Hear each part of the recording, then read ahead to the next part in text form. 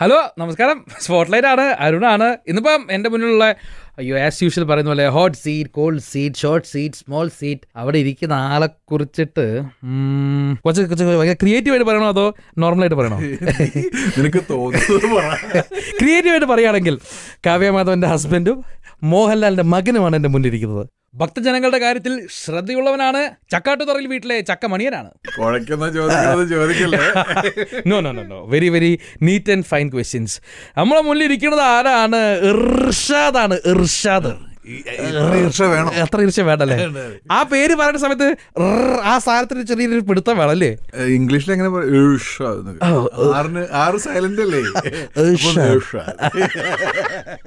എവിടെങ്കിലും വെച്ചിട്ടാ ഇപ്പൊ നമ്മള് ഇർഷാദ് എന്നുള്ള പേര് മാറ്റിട്ട് കുറച്ചുകൂടി സോഫ്റ്റ് ആയിട്ടുള്ള പേര് അവിടെ തോന്നിയിട്ടുണ്ടോ? ആ ചോദ്യത്തില് വേറൊരു കാര്യം ഞാൻ പറയാം. എന്റെ ഫുൾ നെയിം ഇർഷാദ് അലി എന്നാണ്. ഞാൻ പണ്ട് ഈ ആദ്യ കാലത്ത് സിനിമയുടെ സ്റ്റാർട്ടിങ് സ്റ്റേജിലൊക്കെ ഇപ്പൊ PTയുടെ പടത്തിലൊക്കെ അഭിനയിക്കുമ്പോ ഗർഷോം അതിലൊക്കെ അഭിനയിക്കുമ്പോ PT എന്നെ ഇർഷാദ് കട്ട് ചെയ്ത് അലി അലിയാക്കി. അലി ഞാൻ ശരിയാവില്ല, ഞാനങ്ങ് ഇർഷാദ് സ്വയം കട്ട് ചെയ്ത്. ഇപ്പൊ ആസിഫൊക്കെ വന്ന ശേഷം അയ്യോ അത് കട്ട് ചെയ്യണ്ടായിരുന്നില്ല, ആസിഫ് അലിയൊക്കെ ധൈര്യമായിട്ട് ആസിഫ് അലി ഇടുന്നു. എന്തുകൊണ്ട് അന്ന് ഇർഷാദ് അലി തന്നെ അലി കട്ട് ചെയ്ത് വലിയൊരു ചതിയായി പോയി. പക്ഷെ അലിയിൽ ഒതുങ്ങുമെന്നുള്ള ഒരു പേടി കൊണ്ടായിരുന്നു അത്. തെറ്റായ ജഡ്ജ്മെന്റ് ആയി പോയി. ഇപ്പൊ ഇർഷാദ് അലി. ഇപ്പൊ ഞാൻ ഫേസ്ബുക്കിലൊക്കെ എന്റെ ഫുൾ നെയിം ഇർഷാദ് അലി എന്നൊക്കെ പറഞ്ഞിട്ട് ലെവലായി പോയി. മനുഷ്യരെന്നെ കാണുമ്പോ ഇർഷാദ് ഇല്ല എന്നും ഇർഷാദ് എന്നും മറ്റും മാന വരേണ്ടത് കണ്ടത് ഓടിട്ട് എന്നൊക്കെ പറഞ്ഞ മനുഷ്യന്റെ എപ്പൊ കണ്ട ആ പാട്ടാണ്. ഇത് എന്തൊരു തൊന്തരമാണ് ഇത് കേള. ഞാനിത് നടന്നു വരണേ മൂപ്പര ഇർഷാദ് ഇല്ല എന്നും ഇർഷാദ് എന്നും പറ്റും. ഇൻഡസ്ട്രിയിൽ വെറൈറ്റി പേരാണ് ഇർഷാദ്. കേൾക്കുന്ന സമയത്ത് അർത്ഥം അറിയോ? ഇർഷാദ് അർത്ഥമില്ല. നിങ്ങൾ പറയും, നിങ്ങളെ പേരിന്റെ അർത്ഥല്ലേ? ഇർഷാദ് പറഞ്ഞ വഴി പഴപ്പിക്കുന്ന അങ്ങനെ അല്ലേട്ടാ, വഴി കാട്ടിയതാ, മാർഗദർശി. അല്ല പക്ഷേ പല സിനിമകളിലും ആ റോൾസിന്റെ ഒക്കെ കഴിവ് വെച്ച് നോക്കുന്ന സമയത്ത് നല്ലൊരു പേരാണ്. കാരണം പാഠമൊന്നൊരു വിലാപത്തിലൊക്കെ നല്ലൊരു വഴിപഴപ്പിന്റെ ഒരു സാധനം ഉണ്ടല്ലേ, അർത്ഥം വേണ്ടതായിരുന്നു. തീർച്ചയായും. ഞങ്ങൾ കുറച്ചു മുന്നേ പാഠമൊന്നൊരു വിലാപത്തിലെ സീൻസ് ഒക്കെ കാണുന്നു. ക്രൂരന്നല്ല പറയട്ടെ, സത്യം ആ വാക്ക് കറക്റ്റാണത്. എന്റെ ഒരുപാട് ആ സിനിമ കണ്ടിട്ട് ഒരുപാട് സ്ത്രീകൾ എന്നോട് മറ്റേ തലശ്ശേരി സൈഡിൽ നിന്നും കണ്ണൂർ സൈഡിൽ നിന്നൊക്കെ സ്ത്രീകൾ വിളിച്ചിട്ട് പറഞ്ഞു രണ്ടാമതൊരു കല്യാണം കഴിക്കുക എന്നുള്ളത് അത്ര വലിയ സംഭവം ഒന്നല്ല. പക്ഷെ നിങ്ങൾ ചെയ്യുന്നൊരു ക്രൂരതയുണ്ട്. ക്രൂരത അല്ല ശരിക്കും. ഇപ്പൊ മലയാള സിനിമയില് ബാലൻ കെ നായരായാലും വേണ്ടില്ല, അങ്ങനെ ഒരുപാട് ആളുകള്, ഭീമന്റെ ഗോയൽ, അങ്ങനെ ഒരുപാട് ആളുകളൊക്കെ ബലാത്സംഗം ചെയ്തിട്ടുണ്ട്, സ്ത്രീകളായിട്ടുള്ള പിടിച്ചുപറിയൊക്കെ ചെയ്തിട്ടുണ്ട്. അവരോടൊക്കെ നമുക്ക് വെറുപ്പായിരുന്നു. നിങ്ങളോടൊക്കെ ഞങ്ങൾക്ക് തോന്നുന്നൊരു തരം അറപ്പാണെന്ന്. ഈ അടുത്തിപ്പോ തെലുങ്കിലും കയറി. തെലുങ്കില് വലിയ വേഷമായിരുന്നല്ലേ? തെലുങ്ക് പടത്തിൽ വലിയ വേഷമായിരുന്നു. രാരുണ്ടി വേദക്കു ചൂത എന്നാണ് സിനിമയുടെ പേര്. തിരക്കിരിച്ച് കുറച്ചറിയട്ടാ. റാറുണ്ടി എന്തൊക്കെ ചൂടാ. റാറുണ്ടിനെ എന്തിനാണ് നോക്കിയത്? റാറുണ്ടി വേദക്കു ചൂത, വേദക്ക് ചൂത നോക്കാണ്. ചൂത ചൂസ്കോ അതന്നെ. എന്താ അർത്ഥം? ആഘോഷിക്കാന്നുള്ള അത് നാഗചൈതന്യയുടെ പടം. ഷൂട്ടൊക്കെ എവിടെ ഇരുന്ന്? ഫുൾ ഹൈദരാബാദ്. ഞാന് സത്യം പറഞ്ഞാൽ 2017 മലയാള സിനിമ അങ്ങനെ വലിയ ചെയ്തിട്ടില്ല. ജനുവരി മുതൽ ഞാൻ മെയ് വരെ അവിടെ തന്നെയായിരുന്നു. ഫുൾ തിരക്കായിരുന്നു. എന്ത് ചെയ്യാം, ഒന്നുമില്ല. മാസത്തിൽ 4-5 ദിവസം പണി. അവിടെ പോയി ഒരു ഷൂട്ട്. ഞാൻ ഹൈദരാബാദ് ആയിരുന്നു. ഷൂട്ട് തെലുങ്ക് പടം. തെലുങ്ക് പടം. ഈ തെലുങ്ക് നാട്ടിൽ പോയല്ലോ, അവിടുത്തെ റോള് ഈ തെലുങ്ക് സിനിമത്തെ ക്രൂസിനൊക്കെ ഉള്ള നമ്മളോടുള്ള ഒരു അപ്രോച്ചും മലയാളം ഇൻഡസ്ട്രിയിലുള്ള ഒരു അപ്രോച്ചും ഒരു വ്യത്യാസം എങ്ങനെയാണ്? അവിടെ എങ്ങനെ അവിടെ പോയപ്പോ പിന്നെ ഇവിടെ വരണമെന്ന് തോന്നിയില്ല. ലക്ഷറി സെറ്റപ്പ് ആണോ? അയ്യോ, റെഡിസൺ ബ്ലൂവിലായിരുന്നു താമസം. ഞാൻ രാവിലെ തെലുങ്ക് അറിയില്ല, ആകെ അറിയാവുന്നത് മലയാളം മാത്രം. കുറച്ച് എങ്ങനെയെങ്കിലും തമിഴ് പറയാം, കുറച്ച് അങ്ങനെ തട്ടിമുട്ടി ഇംഗ്ലീഷൊക്കെ പറയാം. എന്നല്ലാതെ എന്ത് ചെയ്യും? ടെൻഷൻ അടിച്ചിങ്ങനെ ഹോട്ടലിൽ നിന്ന് ഇറങ്ങുമ്പോൾ, ഹോട്ടലിൽ നിന്ന് ഇറങ്ങാൻ തന്നെ ബുദ്ധിമുട്ടാണ്. ഹോട്ടലിൽ ലിഫ്റ്റിൽ കാർഡ് സ്വൈപ്പ് ചെയ്താലേ ഏത് ബട്ടൺ ഞെങ്ങുള്ളൂ. അങ്ങനെയൊക്കെ ഇറങ്ങി വന്നപ്പോൾ ഡ്രൈവർ ഒരു തമിഴൻ പയ്യനായിരുന്നു. തമിഴ് അറിയാമായിരുന്നു. തമിഴ് അറിയാവുന്ന തെലുങ്ക്. അപ്പൊ ഞാനിങ്ങനെ അവനോട് സംസാരിച്ചപ്പോൾ അവൻ പറഞ്ഞു ടെൻഷൻ വേണ്ട സാറേ, എനിക്ക് അവരെല്ലാം ഉണ്ട്, പ്രശ്നമില്ല എന്നൊക്കെ പറഞ്ഞ് അവൻ ജസ്റ്റ്. ഞാൻ ചെന്ന് അപ്പം എൻ്റെ ഒരു ഷോൾഡർ ബാഗൊക്കെ ഉണ്ട്. ചെന്ന് ഇങ്ങനെ വന്നപ്പോൾ ഒരു പയ്യൻ വന്നു, സാർ ഞാൻ അസിസ്റ്റൻ്റ് ആണ്. സമാധാനായി, സന്തോഷം. അങ്ങനെ അസിസ്റ്റന്റിന്റെ പിറകിലൂടെ ഇങ്ങനെ ഞാനിങ്ങനെ അവൻ മുന്നോട്ട് തുറക്കുന്നു. അപ്പം ഞാൻ എങ്ങനെ മുന്നേ ഗമിക്കുന്നവൻ എന്ന് പറഞ്ഞ പോലെ അവൻ്റെ പിന്നാലെ ഇങ്ങനെ പോകുന്നുണ്ട്. ഒരു കുറേ ഇങ്ങനെ കാരവൻ്റെ കാർഡായിരുന്നു. അവനെ കാരവൻ കാർഡിലേക്കാണ് നമ്മൾ പ്രവേശിക്കുന്നത്. കാരവൻ കാർഡിലേക്ക് നോക്കിയപ്പോൾ ഒരു കാരവൻ്റെ ഡോറും എഴുതി വെച്ചിട്ടുണ്ട് ഇർഷാദ് ഗാരു. ഓ ഇർഷാദ് ഗാരു അവിടെ അതെ സാറാണല്ലോ. ഞാൻ ഇർഷാദ് അലിയാണല്ലോ. ഇവർക്ക് എന്റെ സർനെയിം തെറ്റി. ഞാൻ ഇതേ കാരവന്റെ തന്നെ ഇപ്പുറത്തൊക്കെ നോക്കി സമ്പത്ത് ഗാരു. എല്ലാരും ഗാരുക്കളാണ്, വീരുക്കളല്ല. അങ്ങനെ ഞാൻ അതിന്റെ ഉള്ളിൽ കയറിയിരുന്നു. കരയണോ ചിരിക്കണോ എന്നറിയാതെ ഇവിടെ ഒരു കാരവെള്ളിൽ മൂത്രമൊഴിക്കാൻ ആരുള്ളവിടെ അവിടെ മറ്റൊക്കെ ഡിസ്കഷനിലിരിക്കുകയാണ്. മൂത്രമൊഴിക്കാൻ അല്ല അങ്ങനെയല്ലടാ. എന്നാലും സെപ്പറേറ്റ് കാരവൻ, അസിസ്റ്റന്റ്, റാഡിസല്ല താമസം, അങ്ങോട്ടും ഇങ്ങോട്ടും ഫ്ലൈറ്റ്, എങ്ങോട്ടെങ്കിലും പോകണ്ട സാറ് വർക്കില്ലാത്ത ദിവസം വണ്ടി വരണം വിട്ടുതരുന്നു. ഇങ്ങനെ ജീവിതം അവിടെ പോയപ്പോ ഇവിടെ വരണ്ടതൊക്കെ തോന്നി. പക്ഷെ നമ്മളെ മണ്ണ് വിട്ടിട്ടുള്ള കളി ഇല്ല കേട്ടോ, അത് വേറെ കാര്യം. പിന്നെ ഡയറക്ടർ കല്യാൺ കൃഷ്ണ എന്ന് പറയുന്ന അദ്ദേഹത്തിന്റെ ഫസ്റ്റ് ഫിലിം ഭയങ്കര ഹിറ്റ് ആയിരുന്നു. അവിടെ നാഗാർജുനന്റെ പടമായിരുന്നു. ഈ വർഷം ഒരു പടം മലയാളത്തിൽ ചെയ്തിട്ടുള്ളൂ, റിലീസ് ആയിട്ടുള്ളൂ.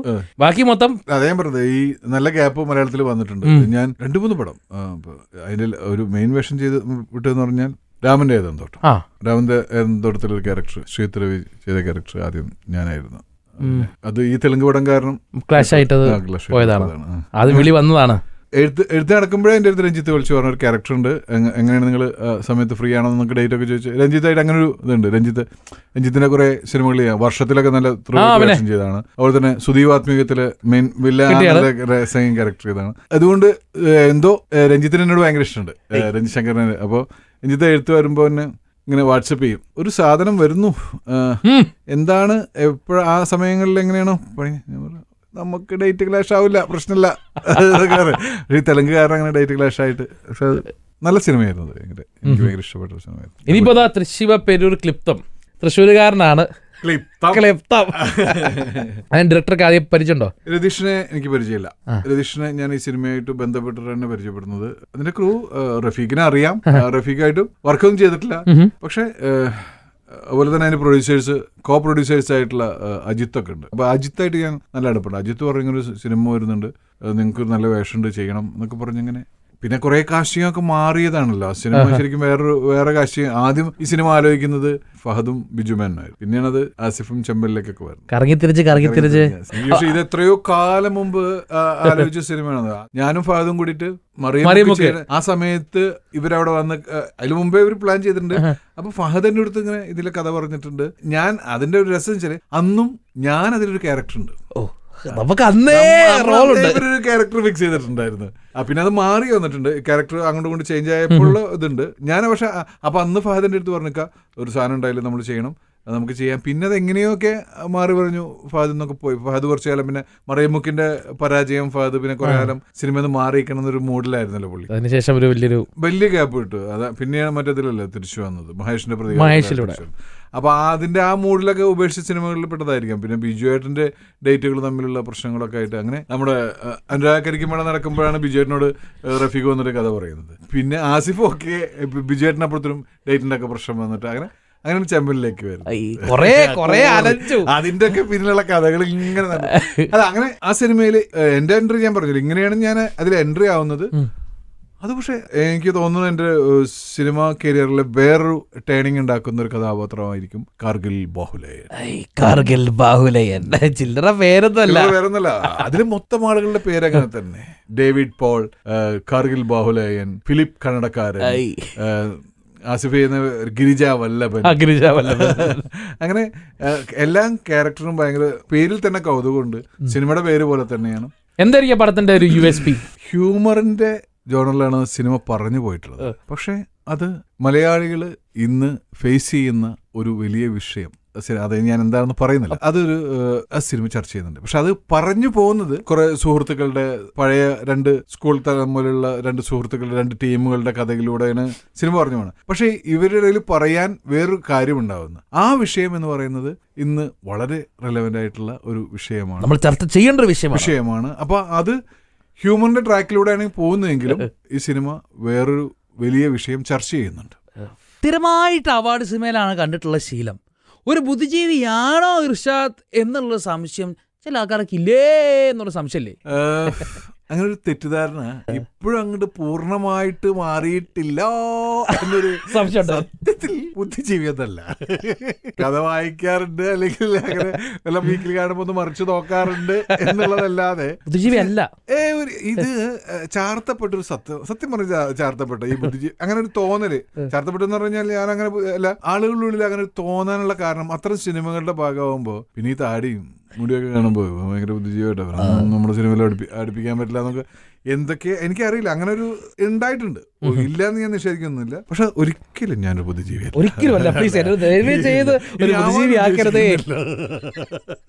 ഈ തൃശ്ശൂരായതുകൊണ്ട് അവിടെ തിയേറ്റർ ഫെസ്റ്റ് ഒക്കെ വരുന്ന സമയത്ത് ഭയങ്കര ആക്റ്റീവ് ആണോ?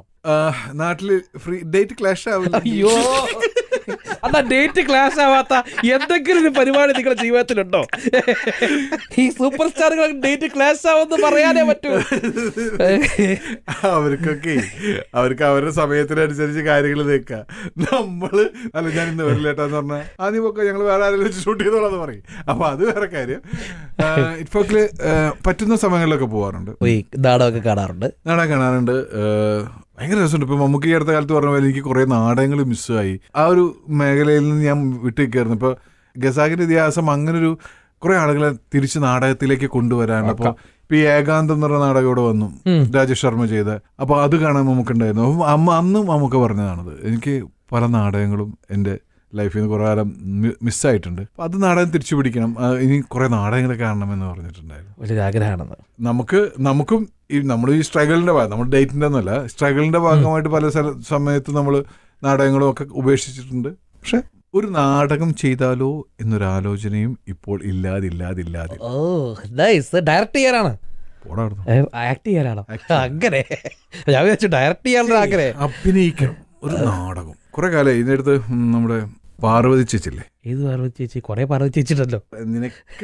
എനിക്കിപ്പോ ജയറാം പാർവതി, അതിലെ പാർവതി ചേച്ചിയാണ്. ഇപ്പം നമ്മളെ നീലത്താമരയിൽ അഭിനയിച്ചിട്ടുള്ള ആ ചേച്ചി പാർവതി ചേച്ചിയാണ്. ആ പാർവതി ചേച്ചി എൻ്റെ അടുത്ത് ഇങ്ങനെ പറഞ്ഞിട്ടുണ്ട്, ഇവിടെ നാടൻ ചെയ്യണം, ഒന്ന് ഫ്രഷ് ആവാൻ ഏറ്റവും നല്ലതാണെന്നൊക്കെ പറഞ്ഞു. ഒരു 2 വർഷം മുമ്പ് എൻ്റെ അടുത്ത് പറഞ്ഞിരുന്നു. 2 വർഷം ഞാൻ 2 വർഷമായിപ്പോ ഞാൻ ഭയങ്കര മടിയനല്ലാത്തതുകൊണ്ട് നടക്കുന്നില്ല. മിനിഞ്ഞാന്ന് എൻ്റെ മോൻ എൻ്റെ അടുത്ത് പറഞ്ഞു, പാപ്പ ഞാനാണ് ക്ലാസ്സിലെ ക്യാപ്റ്റൻ എന്ന് പറഞ്ഞാൽ ഞങ്ങളുടെ കാലത്തൊക്കെ ലീഡർ ആയിരുന്നു, ഇപ്പൊ ക്യാപ്റ്റൻ ആണല്ല. ക്യാപ്റ്റനാ? അതെങ്ങനെ നീ ക്യാപ്റ്റനായി ചോദിച്ചു. മിസ് വന്നിട്ട് ചോദിച്ചു, ഈ ക്ലാസ്സിൽ ഏറ്റവും മടിയനായിട്ടുള്ള ആള് ഒരു പേര് പറയുന്ന പറഞ്ഞപ്പോ എല്ലാവരും കൂടെ എന്റെ പേര് പറഞ്ഞു. അപ്പൊ എന്റെ മോൻ തന്നെ. അപ്പൊ എനിക്ക് സമാധാനായി, എവിടെയും പോയിട്ടില്ല. അപ്പന്റെ പേര് കാണില്ല. ഇർഷാദിനെ ചുമ്മാ യൂട്യൂബിൽ അടിച്ചാണ്ടല്ലോ, പണ്ടെപ്പോഴോ ഒരു IFFK അവിടെ പോയിട്ട് അവിടുന്ന് ഈ സിനിമ ഇറാനിയൻ സിനിമയായിട്ടുള്ള ഇത് ഭയങ്കര നല്ല സിനിമയാണ്, 3 മണിക്കൂർ സിനിമയാണെങ്കിലും ഞാൻ സമയം പോയെന്ന് അറിഞ്ഞതേ ഞാനൊക്കെ പറയുന്നൊരു വീഡിയോ ഉണ്ടായിരുന്നു യൂട്യൂബിലിട്ട്. തലയിലൊരു ബന്ധാനെ കെട്ടിയിട്ട് എവിടെ ഇതാണ് ചലച്ചിത്രം എന്നൊക്കെ യൂട്യൂബിൽ കിടപ്പുണ്ട്. 45 സെക്കൻഡ് കണ്ടല്ലോ. അത് ഈ പറഞ്ഞ പോലെ കൂട്ടുകെട്ടിന്റെ പ്രശ്നം. സത്യം പറയണം, ഈ അവാർഡ് സിനിമ പിടിക്കുന്ന ഡയറക്ടേഴ്സിനെ ചാക്കിട്ട് പിടിക്കാൻ പോകുന്നുണ്ട്. ഇല്ലെന്നേ, ഞാൻ സിനിമയിൽ അഭിനയിക്കുന്നതിന് മുമ്പ് അഭിനയിച്ച് തുടങ്ങിയ കാലഘട്ടത്തിൽ പ്രിയൻ എന്റെ നല്ല സുഹൃത്തായിരുന്നു. പ്രിയനായിട്ട് ഞങ്ങളിങ്ങനെ നാടകകാലത്തുള്ള സുഹൃത്തുക്കളുണ്ട്. പ്രിയൻ എന്ന് പറയും, പ്രിയനന്ദൻ തെളിച്ച് പറഞ്ഞു. കാരണം പ്രിയൻ എന്നൊക്കെ ലാലേട്ടനൊക്കെ അല്ലേ പറയുള്ളൂ. നമ്മൾ പറയുന്ന പ്രിയാന്തന എന്നുള്ള എല്ലാവർക്കും അറിയാം. അപ്പോൾ പ്രിയനും ഞാനും ആദ്യ ഇന്റർനാഷണൽ ഫിലിം ഫെസ്റ്റിവൽ മുതൽ ആദ്യകാലങ്ങളിൽ ഞങ്ങൾ ഒരുമിച്ച് ഒന്നും പറയണ്ട, നെയ്യാറ്റിൻകരയുള്ള ഒരു സുഹൃത്തിന്റെ വീട്ടിൽ പോകും. ഇത് നമ്മളിൽ കാശൊന്നുമില്ലല്ലോ സുഹൃത്തെ, ദാരിദ്ര്യമാണല്ലോ. അപ്പൊ നമ്മൾ ഇവിടുന്ന് എങ്ങനെയും KSRTC ബസ് ട്രെയിനൊക്കെ കയറി അവിടെ പോകും, താമസിക്കാൻ എന്ത് ചെയ്യും. അപ്പൊ നെയ്യാറ്റിൻകര കുറച്ച് പ്രിയൻ അറിയാവുന്ന ഗോൾഡ് സ്മിത്തുകൾ ഉണ്ട് കുറെ, അവരവിടെ സ്വർണ്ണം പണിയുന്ന ആൾക്കാരുണ്ട്. അവരവിടെ പോയി അവർ ചോറ് തരും, അവരുടെ അവിടെ കിടക്കാണ്ട് രാവിലെ എഴുന്നേറ്റ് വീണ്ടും നെയ്യാറ്റിൻകര ട്രിവാൻഡ്രം വരും. എന്നിട്ട് ഉച്ചക്കൊക്കെ ഞങ്ങൾ ഈ സാൻഡ്വിച്ച് ഒക്കെ കണ്ടുപിടിച്ച് നമ്മളാ കാരണം ഉച്ചയ്ക്ക് ഊണ് കഴിക്കാനുള്ള കാശൊന്നുണ്ട്, ബ്രെഡ് മേടിക്കും, എന്നിട്ട് പഴം മേടിച്ച് അതിന്റെ ഇടയിലൊക്കെ വെച്ചിട്ട് കഴിക്കും. Bread sandwich. അപ്പൊ സാൻഡ്വിച്ച് നമ്മള് പിന്നെ കുറെ കാലം കഴിഞ്ഞ് സാൻഡ്വിച്ച് ഇതൊക്കെ ഞാൻ ഏത് കാലത്ത് കഴിച്ചു തുടങ്ങിയത്, ട്രിവാൻഡ്രം ഫിലിം ഫെസ്റ്റിവലിൽ പോണ കാലത്ത് കഴിച്ചത് ഇതാണ് ഇപ്പൊ സാൻഡ്വിച്ച് എന്ന് പറയുന്നത്. ഇപ്പൊ തക്കാളി ഉള്ളിയൊക്കെ വെച്ചിട്ട് തരുന്നു, നമ്മളത് പഴം വെച്ച് കഴിച്ച കാലം നല്ല ചാളിപ്പോ കൂട്ടിട്ട്. പ്രിയനാണ് ഫെസ്റ്റിവൽ ആയാൽ റഷ് ചെയ്യുന്നു, പൂവാടാന്ന് പറയുന്നു, പോകുന്നു. അപ്പൊ ആ ഒരു കൂട്ടുകാരന്റെ പുറത്ത് പോയതല്ല, അത് അവിടെയും ബുദ്ധിജീവിയായിട്ട് പോയതൊന്നല്ല, അല്ലെങ്കിൽ നല്ല സിനിമയോടുള്ള ഭയങ്കര അങ്ങനൊന്നല്ല, അതൊക്കെ സംഭവിച്ചു പോണതാണ്. ഇദ്ദേഹം ഇറാനിയൻ സിനിമയെ കുറിച്ച്, ആ സിനിമ 2.5 മണിക്കൂർ, ഞാനിപ്പോഴും അടയ്ക്കുന്നു, 2.5 മണിക്കൂർ സിനിമയാണെങ്കിൽ കൂടി നമ്മൾ ഒട്ടും ബോറടിപ്പിക്കാതെ ഇതൊക്കെ പറഞ്ഞിട്ട് ചില സിനിമകൾ നമ്മള് വല്ലാതെ നമ്മളെ തകർത്ത് കളയും. ഈ ഇപ്രാവശ്യത്തെ ഫെസ്റ്റിവലിനൊക്കെ പോയിട്ടും ഞാൻ ഇപ്പോഴും എല്ലാ ഫെസ്റ്റിവലിനും ഒരു ദിവസമെങ്കിലും അവിടെ നിന്ന് അടച്ചിട്ട് ഇങ്ങനെ പോരും. 1-2 ദിവസം പോയിട്ടെങ്കിലും പോരാറുണ്ട്. പണ്ടൊക്കെ ഒരു ആഘോഷമായിരുന്നു ഈ ഫിലിം ഫെസ്റ്റിവലിൽ പോകാന്ന് പറയുന്നത്. സിനിമ കാണുന്നു, സൗഹൃദങ്ങൾ കൂട്ടിയേരുന്നു, കണ്ണൂരും പയ്യന്നൂരുള്ള കുറെ സുഹൃത്തുക്കൾ വരുന്നു, അവരെ കാണുന്നു. അപ്പൊ കുറെ സുഹൃത്തുക്കളെ ഈ ഉത്സവത്തിന് കാണുന്ന പോലെ ഇവരൊക്കെ ഉത്സവം വന്ന നാട്ടില് എന്ന് പറഞ്ഞാൽ അപ്പോഴാ കാണുള്ളവരൊക്കെ. അങ്ങനെ കുറെ ശശിമാഷ്, മനോജ്, മണി എന്നൊക്കെ പറയുന്ന, ദിനേശൻ ബാംഗ്ലൂരിൽ നിന്ന് വരും, അനൂപ് എന്ന് പറഞ്ഞൊരു കവിയുണ്ട്, അവൻ ദുബായിൽ നിന്ന് വരും. അങ്ങനെ എല്ലാവരെയും കണ്ടുമുട്ടുന്ന ഒരു പ്ലേസ് ആയിരുന്നു. അപ്പൊ അതിന്റെ ഒരു ആഘോഷം ഉണ്ടായിരുന്നു, അതിന്റെ ഒരു സുഖം ഉണ്ടായിരുന്നു, ഫ്രണ്ട്ഷിപ്പിന്റെ ഒരു റീജോയിനിങ്. ഇപ്പൊ പക്ഷെ ഞാൻ 2-3 ദിവസമൊക്കെ പോണായിരുന്നു. ഒരു തിയേറ്ററിൽ നിന്ന് അടുത്ത ഇത് നോക്കുന്നു, അതേതര സിനിമ കാണുന്നു, അങ്ങനെ പോകുന്നു. ഇപ്പൊ ആളുകളെ കാണല് കുറഞ്ഞു പോയി. സ്ഥിരമായിട്ട് ഈ ആർട്ട് സിനിമ എന്ന് പറയുന്ന സമയത്തെ ഈ നിശബ്ദതയുടെ ഒരു ചെറിയൊരു പ്രശ്നമുണ്ട്. നമ്മള് ഒരാളോടൊരു കാര്യം പറഞ്ഞിട്ട് അത് പറ്റുമോ എന്ന് എന്നോട് ചോദിച്ചു നോക്കിയാ, ഞാനൊരു സെക്കൻഡ് നിശബ്ദതയ്ക്ക് നിന്റെ നെഞ്ചിടിപ്പുണ്ട്, പറ്റൂന്നാണോ ഇല്ലാന്നാണോ പറയാൻ പോകുന്നത്, അവിടെ ആ സൈലൻസിന് വലിയ പ്രാധാന്യമുണ്ട്. അങ്ങനെയൊക്കെ ഉണ്ട്, സത്യമായിട്ടുണ്ട്. ആ സൈലൻസ് നമ്മള് കമേഴ്ഷ്യൽ സിനിമകളിൽ ബോധപൂർവ്വം അത് കട്ട് ചെയ്യുന്നതാണ്. കാരണം ഇതൊരു ഫാസ്റ്റാണ്, ആളുകളെ എന്റർടൈൻ ചെയ്യിക്കാനുള്ള സാധനമാണ്. അപ്പൊ അതുകൊണ്ട് ചില നിശബ്ദതകൾക്ക് 1000 വാക്കുകളേക്കാൾ അർത്ഥമുണ്ടാവും. പക്ഷെ എന്താ ഇങ്ങനെ സിനിമ ഭയങ്കര ചീവീന്റെ കരച്ചിലൊക്കെ കൂടുതലാണ്. അങ്ങനത്തെ ഒരു പ്രശ്നം അത് ഞാൻ പലപ്പോഴും ചീവീന്റെ കൊണ്ടെടുത്തിയാണ്. എനിക്കതാ ഇർഷാദ് അഭിനയിച്ച ഏറ്റവും കൂടുതൽ സിനിമകളിൽ സൈലൻസ്, ചീവീട്, ഇതൊക്കെ ഉണ്ട്. ജീവിതത്തിൽ ഇത്ര സൈലൻസ് അനുഭവിച്ചിട്ടുണ്ടോ? ഞാനൊക്കെ ഭയങ്കര ചിലപ്പോ ഞാൻ പുതിയ പോവാ, നീ പറഞ്ഞ ആവശ്യമില്ല. ഏകാന്തത ഇത്രമേൽ കൂട്ടിനുള്ളപ്പോൾ ഞാൻ എങ്ങനെ ടെൻഷാവുമെന്ന് ചോദിക്കുന്ന ഭഗവാന്റെ കൊതുക്കിന് മൂക്കുപൊടി കൊടുത്ത പോലെ ആയല്ലോ. പറഞ്ഞോളൂ, തുറന്ന് പറഞ്ഞോളൂ, കേക്കട്ടെ. സൈലൻസ് ഉണ്ട് അവിടെ. ഞാൻ നേരത്തെ ഈ പറഞ്ഞ വാക്കുണ്ട്, ഏകാന്തത ഇത്രമേൽ കൂട്ടിനുള്ളപ്പോൾ ഞാൻ എങ്ങനെ തനിച്ചാവും. ആരെങ്കിലും ഉണ്ടാവില്ല കൂട്ടത്ത്, കൂടെ. പിന്നെ നമ്മളൊരു എന്താ സൈലൻസിന് ഭയങ്കര പ്രാധാന്യമുണ്ട് ലൈഫിൽ. നിനക്ക് ഈ പ്രശ്നം എന്ന് വെച്ചാലേ, നീ ഇങ്ങനെ ഇങ്ങനെ അങ്ങനെ പറഞ്ഞു നിനക്ക് സൈലൻസ് എന്ന് പറഞ്ഞ സാധനമില്ല. നിനക്കിപ്പോ സൈലൻസ് കേൾക്കുമ്പോൾ ഭയങ്കര പ്രശ്നമാകും. എന്തൊരു ബഹളമില്ലാത്ത ഈ റെയിൽവേ സ്റ്റേഷന്റെ ഇടയിൽ കിടന്ന് ഉറങ്ങിയ ഒരു മനുഷ്യനെ ഒരു നിശബ്ദമായ റൂമിൽ കൊണ്ടുപോയിട്ട് എന്താണ് അവസ്ഥ? റെയിൽവേ സ്റ്റേഷന്റെ അടുത്താണ് താമസം ഇയാൾ എന്നും ഉറങ്ങുമ്പോൾ ട്രെയിൻ പോകുന്നുണ്ടാവും. ഇയാൾക്ക് ഈ ട്രെയിൻ പോകുന്നത് താരാട്ട് പാട്ടാണ്. ഇയാളോ ഒന്നുമില്ലാത്ത റൂമിൽ അടച്ചുപൂട്ടി കിടന്ന് ഇയാൾക്ക് ഉറങ്ങാൻ പറ്റില്ല എന്നാത്ത അവസ്ഥയാണ്. നിനക്കിപ്പോ സൈലൻസിന്റെ വില മനസ്സിലാവില്ല. നീ ഒന്നും മിണ്ടായിരുന്നു കുറച്ചു നേരം. എന്തൊരു ആശ്വാസം തന്നെ. എന്റെ പണി ഇവിടെ മിണ്ടണതാ. അപ്പൊ ഇത് എന്റെ മാനസികമാണ്. ഞാൻ നേരത്തെ തുടക്കത്തിലേ പറഞ്ഞില്ല, ചില പാട്ടുകൾ നമുക്ക് ഇഷ്ടമാവുന്നത് നമ്മുടെ പ്രശ്നം കൊണ്ടായിരിക്കും. അല്ല ഡോക്ടർ, എനിക്ക് രക്ഷപ്പെടാൻ പറ്റുമോ ഡോക്ടർ? ഉണ്ട്, മരുന്ന് തരാം. ഈ പൂവിനെയും പൂമ്പാറ്റിനെയൊക്കെ ഭയങ്കര കളർഫുൾ ആക്കിയിരിക്കുന്നത് അട്രാക്ട് ചെയ്യാൻ വേണ്ടിയിട്ടാണ്. അതേപോലെയാണ് കൊമേഴ്ഷ്യൽ സിനിമ, ഭയങ്കര കളർഫുൾ ആയിരിക്കും. ഇപ്പോൾ നേരെ പറഞ്ഞൊരു ഓഫ് ബീറ്റ് മൂവിയിലേക്ക് പോവുകയാണെങ്കിൽ അത്ര കളറൊന്നും ഉണ്ടാവില്ല. അതിപ്പം ഇതിൻ്റെ മാർക്കറ്റിംഗ് സംഗതി ഉണ്ടല്ലോ, അതിൻ്റെ ഒരു സാധനം ഭയങ്കര ഇപ്പം ചിലപ്പോൾ ഭയങ്കര സ്ട്രോങ് കണ്ടന്റ് ആയിരിക്കും. അതെ, ശരിക്കും പറഞ്ഞാൽ സിനിമ കുറച്ചുകൂടി സീരിയസ് ആയിട്ടുള്ള സിനിമകളാണ് യഥാർത്ഥ സിനിമ എന്ന് വിശ്വസിക്കുന്ന ഒരാളാണ് ഞാൻ. കമേഴ്ഷ്യൽ സിനിമയല്ല. കമേഴ്ഷ്യൽ സിനിമ എന്ന് പറയുന്നത് നമ്മൾ അതിൽ കമേഴ്ഷ്യൽ എന്നൊരു വാക്ക് തന്നെ ഉണ്ടല്ലോ. സിനിമ എന്ന് പറയുന്നത് കമേഴ്ഷ്യലൈസ്, പാട്ട് ചേർക്കുന്നു, ഫൈറ്റ് ചേർക്കുന്നു, അതാണ് എന്റർടൈൻ ചെയ്യും. മറ്റത് സീരിയസ് ആയിട്ട് പറയുന്ന അതിന്റെ ഒരു വ്യത്യാസം ശരിക്കും അതിനുണ്ട്. പിന്നെ അതിന്റെ മാർക്കറ്റിംഗ് എന്ന് പറഞ്ഞ ഇന്റർനാഷണൽ മാർക്കറ്റിംഗ് അല്ലേ, ഇവിടുത്തെ കളിയല്ലത്. പടൂർ ഗോപാലകൃഷ്ണന്റെ ഒരു സിനിമ ചെയ്ത് കഴിഞ്ഞാൽ അതിന് ആദ്യം നമ്മളറിയുന്നത് അവിടെ മറ്റേ കാനിലെ ഫെസ്റ്റിവലിന് ഓപ്പൺ സിനിമയായിരുന്നു, അവിടെ ഉദ്ഘാടന ചിത്രമായിരുന്നു, അവിടുന്ന് മറ്റേ ഗോൾഡ് മെഡൽ കിട്ടി എന്നൊക്കെ പറയുന്ന അതിനും ഈ കമേഴ്ഷ്യൽ എന്ന് പറയുന്ന ലെവലിൽ വെച്ച് നോക്കുകയാണെങ്കിൽ ഉൽപ്പന്നം വിൽക്കപ്പെടുന്ന അവസ്ഥയ്ക്കാണ് കമേഴ്ഷ്യൽ എന്ന് പറയുന്നെങ്കിൽ അതും കമേഴ്ഷ്യൽ സിനിമയാണ്. പക്ഷെ വിൽക്കുന്ന സ്ഥലം വേറെയാണെന്ന് മാത്രമല്ലേ. ഇവിടെ നമ്മുടെ സാധാരണ ആളുകൾ ഓഡിയൻസിനെ രസിപ്പിച്ചിട്ടല്ല, അവിടെ വിദേശ രാജ്യങ്ങളിലെ ഓഡിയൻസിനെ രസിപ്പിച്ചിട്ടാണ് ആ സിനിമ വിറ്റ് പോകുന്നത്.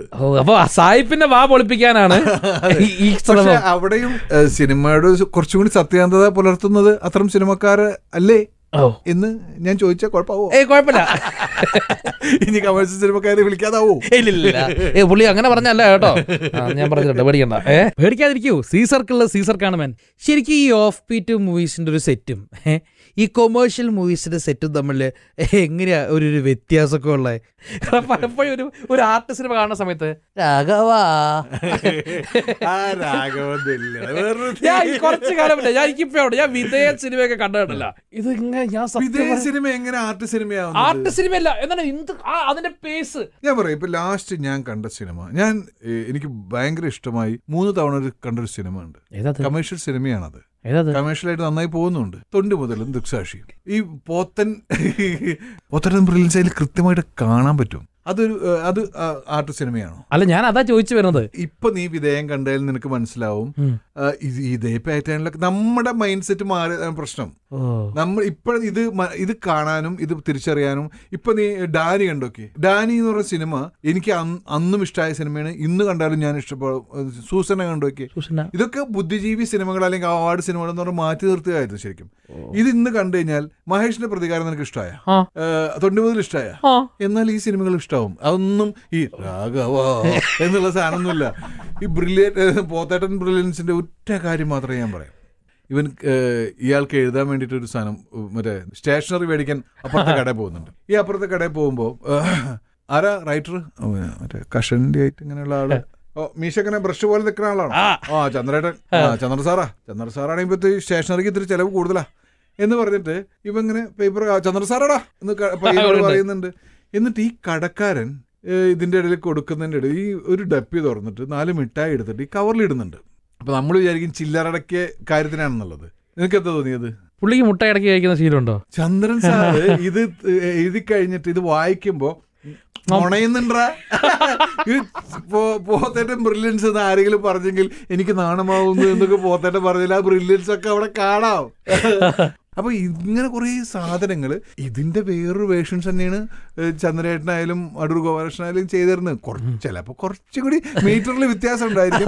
എന്നാലും ഇപ്പൊ നിങ്ങൾ ആ സിനിമ കാണുമ്പോ നീ ഒന്ന് വെറുതെ ഡാനി എടുത്ത് നോക്ക്. ഡാനി എന്നൊക്കെ പറഞ്ഞു കഴിഞ്ഞാൽ മലയാളത്തിലെ, അതുപോലെ തന്നെ ഈ ദിലീപിയുടെ അഭിനയിച്ച കഥാവിശേഷം എന്ന് പറഞ്ഞ സിനിമ, അതൊക്കെ KG ജോർജ് തന്നെ പറഞ്ഞല്ലോ, മറ്റേ ചന്ദ്രന്റെ മികച്ച സിനിമകൾ ഏതാന്ന് വെച്ച് കഴിഞ്ഞാൽ ഞാൻ ആദ്യം കഥാവിശേഷം എന്ന് പറയും. കഥാവിശേഷം കോൺസെപ്റ്റ് ഭയങ്കര ഞെട്ടിച്ചൊരു സാറായിരുന്നു. ഈ മറ്റുള്ളവരുടെ വേദനയില് സങ്കടപ്പെടുന്ന ഒരു മനുഷ്യൻ എന്ന് പറയുന്നത് അതൊക്കെ ഇപ്പൊ ചിലപ്പോ അതൊക്കെ സിനിമ കണ്ടു കഴിഞ്ഞാൽ ആളുകൾ ഇഷ്ടാവും. അപ്പൊ അതങ്ങനെ ഞാനിപ്പോ വീണ്ടും അതൊന്നുകൊണ്ട് കാണേണ്ടിയിരിക്കുന്നു. തീർച്ചയായിട്ടും പണ്ട് കാണുന്നത് കൂടി അല്ലാതെ. അല്ല നീ ഡാനി കണ്ടു നോക്ക്, എന്ത് ഹ്യൂമറാണെന്ന് പറയും. ഇപ്പൊ നിനക്ക് ആ ഹ്യൂമറുകൾ തിരിച്ചറിയാൻ പറ്റും. ഞാൻ പറയാം, ഇവിടെ 1957 വിമോചന സമരം ഉണ്ടാവുന്ന കാലത്താണ് ഡാനി അപ്പുറത്തുനിന്ന് ചാരായം കുടിച്ചത്. ഇപ്പൊ നിനക്ക് ചിരിക്കാൻ പറ്റില്ലേ? അന്ന് നിനക്കത് മനസ്സിലാവേ ഇല്ല. ഭയങ്കര നരേഷൻ പോകുന്നുണ്ട്. ഇങ്ങനെ ചരിത്രത്തിനോടൊപ്പം ഉണ്ടായിരുന്നു, എന്നാൽ ചരിത്രത്തിൽ ഡാനി ഉണ്ടായിരുന്നില്ല എന്നാണ് അതിന്റെ സിനിമയുടെ സംഭവം. ഗാന്ധിജി വെടിയേറ്റി മരിക്കുമ്പോഴാണ് ഡാനി അപ്പുറത്തിരുന്ന് മൂത്രമൊഴിച്ചു. ഇങ്ങനെ അതിന്റെ ഒരു ഹ്യൂമർ എന്നൊക്കെ പറഞ്ഞാൽ ഭയങ്കര ഹ്യൂമറാണ് ഇതൊക്കെ. ഞാനെന്നാ ഇപ്പൊ അത് കാണേണ്ടിരിക്കും. ഞാൻ പണ്ട് ഇപ്പൊ DD1 4 മണിയൊക്കെ സമയത്തൊക്കെ അമ്മമ്മയും അച്ഛനൊക്കെ ഇരുന്ന് കാണും. അപ്പൊ ഞാനും ഇവര് മാറ്റുന്നുമില്ല, പാറ്റാൻ വേറെ ചാനലും ഇല്ല, നമ്മള് ആ ആറ്റിറ്റ്യൂഡിലുള്ള കാണും. മേ ബി അതുകൊണ്ടായിരിക്കും ഇപ്പോഴും എന്റെ മനസ്സിൽ ആ ഒരു സാധനമൊക്കെ ഭയങ്കര ഒരു അത് ഞാൻ ഒന്നും കൂടി യൂട്യൂബ് എടുത്ത് ഞാൻ നീ ഒന്ന് കണ്ടിട്ട് ഞാൻ വിളിക്കും നിനക്ക് എന്തെങ്കിലും ഭയങ്കരമായിട്ട് ഓഫ് ബീറ്റ് മൂവിയിൽ അഭിനയിച്ചത് കൊമേഴ്ഷ്യലിനെ എഫക്ട് ചെയ്തിട്ടുണ്ടോ?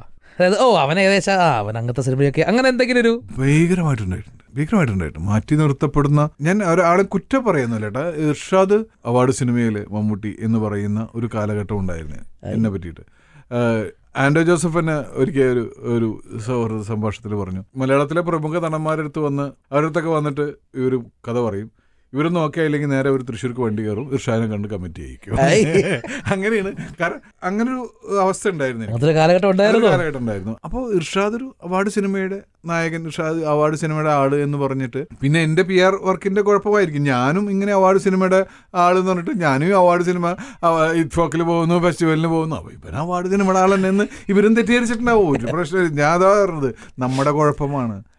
എന്നെ ആ സമയത്ത് മലയാള സിനിമയിൽ കമേഴ്ഷ്യൽ സിനിമയിൽ ഉപയോഗിക്കാതിരുന്നത് അവരുടെ കുഴപ്പമല്ല, എൻ്റെ തന്നെ. ഞാൻ ഈ സിനിമയുടെ ഇങ്ങനെ പോകുമ്പോൾ ഇത്തരം സിനിമ ചന്ദ്രേട്ടൻ്റെ കൂടെ നീ എവിടെ ഉള്ളത്, ചന്ദ്രേട്ടൻ്റെ കൂടെ നടക്കുന്നു, ചന്ദ്രേട്ടൻ്റെ സിനിമ കാണുന്നു, ചന്ദ്രൻ ഫെസ്റ്റിവലിൽ പോകുന്നു. അപ്പം ബുദ്ധിജീവിയായിട്ടാ അവര് ചെറിയ ബുദ്ധിജീവിയാ, അവരിതിലേക്ക് വിളിച്ചാൽ വരില്ല. നമ്മളൊക്കെ എഴുതുന്നത് ചിലപ്പോൾ കമേഴ്ഷ്യലൊക്കെ അവർ ചിലപ്പോൾ കണ്ടുപിടിച്ചിട്ടില്ല, അത് വരും. ഈ ഡയലോഗ് ഇങ്ങനെ പറയണോ, ഇങ്ങനെയാണോ ആ ഡയലോഗ് പറയേണ്ടതൊക്കെ നമ്മളൊക്കെ ചോദ്യം ചെയ്യുന്ന അവസ്ഥയിലൊക്കെ ആയിരിക്കും. ഇത് നിശബ്ദത എവിടെ? ആ സൈലൻസിന് നല്ല അർത്ഥമുണ്ട് എന്നൊക്കെ പറഞ്ഞ് നമ്മളെ പഠിപ്പിക്കാൻ വന്നാലോ എന്ന് വിചാരിച്ചിട്ടൊക്കെ മാറ്റി തീർക്കുക ഉണ്ടായിട്ടുണ്ട്. ഞാൻ അത് മറികടക്കാൻ വലിയ ഗുണം ചെയ്ത, വലിയ സഹായിച്ച വ്യക്തിയാണ് ലാൽ ജോസ്. നമ്മളെ പുള്ളിപ്പുലി. എങ്ങനെയായിരിക്കും എത്തിയേ? ഒരു 5 പ്രദേശിന്റെ കഥയാണെന്നൊക്കെ ഇങ്ങനെ കേട്ടിരുന്നു, കിംവദന്തികൾ കേൾക്കുന്നുണ്ടായിരുന്നു. അപ്പൊ എനിക്കിങ്ങനെ 5 പ്രദേശ് ഒരു സാധ്യതകളുണ്ട്. അപ്പൊ അന്ന് മനോജ് കെ ജയൻ, ബാബുരാജ് എന്നൊക്കെ പറഞ്ഞിങ്ങനെ ഇങ്ങനെ പലയിടത്തും സിന്ധുരാജിനെ എനിക്കറിയാം. അപ്പൊ സിന്ധുവിനോട് ചോദിച്ചു, സിന്ധുവിനും പറഞ്ഞു ഇങ്ങനെ ഉണ്ട്. അപ്പൊ ഒരു ദിവസം ലാൽ സാർ എല്ലാ കൊല്ലവും ഔഷധിയിൽ വന്ന് ഒഴിയാൻ വരുന്നു. അപ്പൊ ഒരു ദിവസം അവിടെ പോയി ലാലേട്ടന് സാഷ്ടാംഗം എങ്ങനെയെങ്കിലും ഒരു എന്ന് പറഞ്ഞ് നമുക്കത് അത്ര വലിയ പ്രതീക്ഷ ഒന്നും ഉണ്ടായിരുന്നില്ല. നമ്മളങ്ങ് അത് വലിയ, അപ്പം അത് ഞങ്ങൾ 3 പേരെയും അങ്ങനെ ഒരേ രൂപസാദൃശ്യമുള്ള 3 പേരെ കണ്ടെത്തുകയും, ജോജോനായാലും ഷിജു ആയാലും ഞാനായാലും അങ്ങനെ 3 പേരെ കണ്ടെത്തി. അതൊരു വലിയ ഭാഗ്യം തന്നെ, ടേണിംഗ് പോയിന്റ്.